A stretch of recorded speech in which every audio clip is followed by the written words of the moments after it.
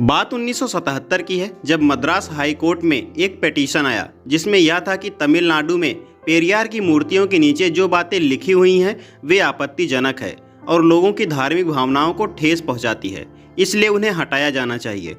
उस याचिका को खारिज करते हुए हाई कोर्ट ने कहा कि ईरोड वेंकट रामास्वामी पेरियार जो कहते थे उस पर विश्वास रखते थे, इसलिए उनके शब्दों को उनकी मूर्तियों के पेडेस्टल पर लिखवाना गलत नहीं है।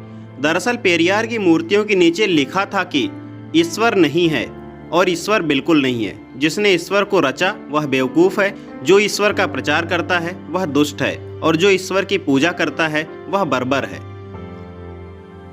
ग्रेट पेरियार नायकर के ईश्वर से 15 सवाल जो शायद आपके दिमाग को हिलाकर रख दे, इसलिए ध्यान से सुने। सवाल नंबर 1, क्या तुम कायर हो जो हमेशा छिपे रहते हो, कभी किसी के सामने नहीं आते? सवाल नंबर 2, क्या तुम खुशामद परस्त हो जो लोगों से दिन रात पूजा अर्चना करवाते हो? सवाल नंबर 3, क्या तुम हमेशा भूखे रहते हो जो लोगों से मिठाई, दूध, घी आदि लेते रहते हो? सवाल नंबर 4, क्या तुम मांसाहारी हो जो लोगों से निर्बल पशुओं की बलि मांगते हो? सवाल नंबर 5, क्या तुम सोने के व्यापारी हो जो मंदिरों में लाखों टन सोना दबाए बैठे हो? सवाल नंबर 6, क्या तुम व्यभिचारी हो जो मंदिरों में देवदासियां रखते हो? सवाल नंबर 7, क्या तुम कमज़ोर हो जो हर रोज़ होने वाले बलात्कारों को नहीं रोक पाते?